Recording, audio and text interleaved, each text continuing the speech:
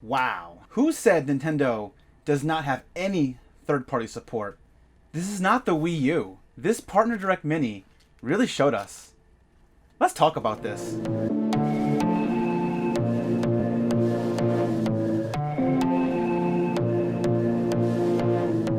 What's up, guys? It's your boy Zephyr, and we're back. Yes, we're back with yet another video. If you guys are interested in Nintendo Switch gameplay, news, and other content like that, make sure to hit that subscribe button.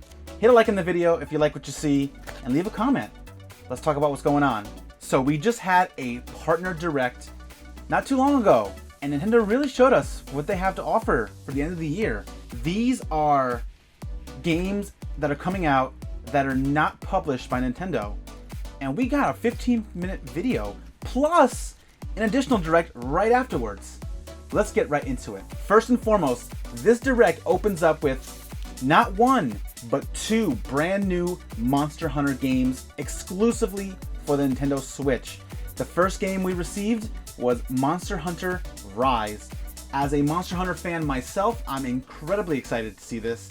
The game looks really good. It's not Monster Hunter World scope, as we can tell, but it's definitely an improvement from Monster Hunter Double Cross, also known as Monster Hunter Generations Ultimate here in the States. They seem to have a new mechanic called this wire, is a bug wire. It's very similar to the Clutch Claw from World, but has some interesting mechanics, how you can use it in battle. So I'm very excited to see how that rolls out.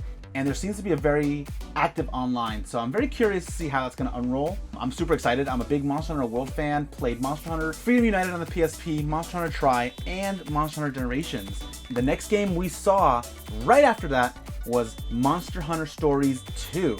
Now this game is, if you guys are not too sure about this one, this is a spin-off title in the Monster Hunter series where it involves growing and building and raising monsters, kind of like Pokemon, but not exactly. But it's a very cool game. The original one was on 3DS, and we are getting a sequel to that. The art style is really freaking awesome. I honestly am a big fan of cel-shaded graphics, and I think that does more for me than any sort of hyper-realistic graphic going on. And I'm really excited for this one as well. Next up, we have Empire of Sin. I run the fortune tellers. But if you're looking for a good time... Okay. Clearly this wasn't the highlight of the Direct. This game literally looks like that Mafia City mobile game. You know, level 1 crook, level 99 crime lord.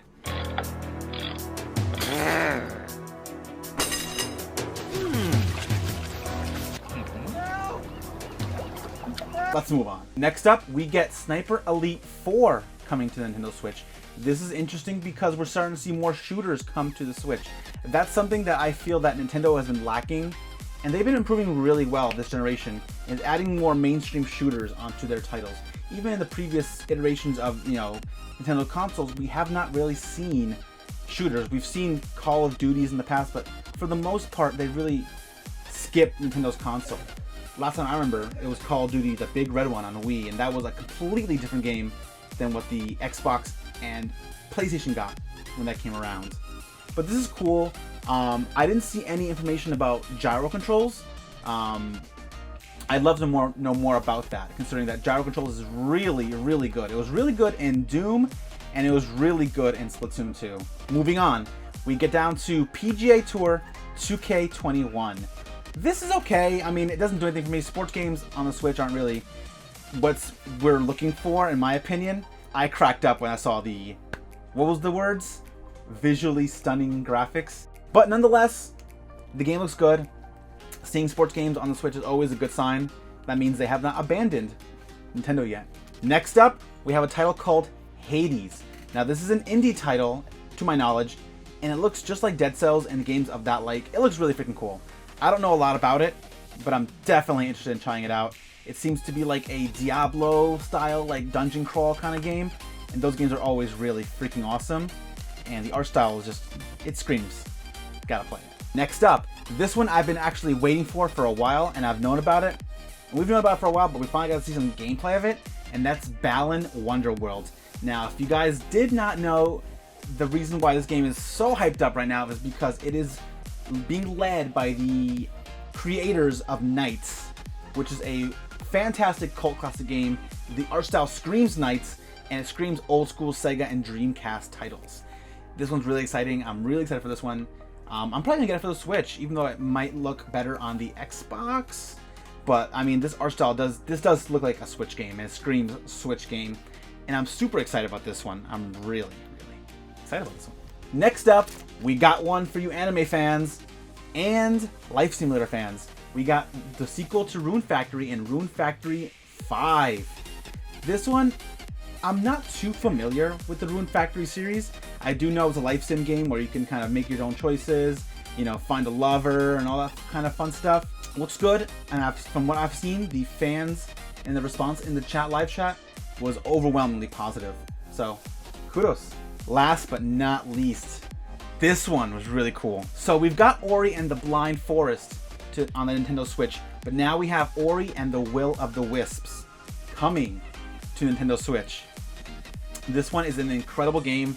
If you guys are fans of platformers, I implore everyone to play this game in some way, shape, or form.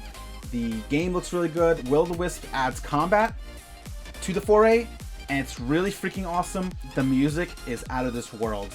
And they announced a collector's edition. As if my wallet was not hurting already, I got it. I got it. I couldn't help myself. This one's really cool. It's a Microsoft-owned title, but like Cuphead and Minecraft and those games, Microsoft is very generous with their IPs and lending them out to other consoles, especially Nintendo Switch. And this is a really interesting sign to see what the future of third parties on the Switch and third parties with Nintendo and the relationship between Microsoft and Nintendo. Gotta stay tuned for that one. Alright guys, so what we've come to notice and come to realize is that Nintendo is getting really more bold and out there with their third-party contracts and third-party IPs. Like I've said in previous videos, in my previous video about Hyrule Warriors, up here, I'll have a little link in the description. I've kind of noticed that Nintendo is more open with their IPs and letting third parties use it. And now we're kind of see that third parties are more open and more receptive to getting their titles on the Switch. And this is very interesting coming into the next generation, how we're going to see how Nintendo's going to react and respond to the next consoles, you know, and the power. I think there's something about that. And we'll discuss that in the next video. Not for this video. That'll be for another video. Alright guys, that's it for today's video. If you guys liked what you saw, make sure to hit that subscribe button for more content like this. Hit a like and leave a comment. And as always guys, I also stream on Twitch every Sunday, Wednesday, and Friday. Link in the description. Alright guys, that's going to be it for today.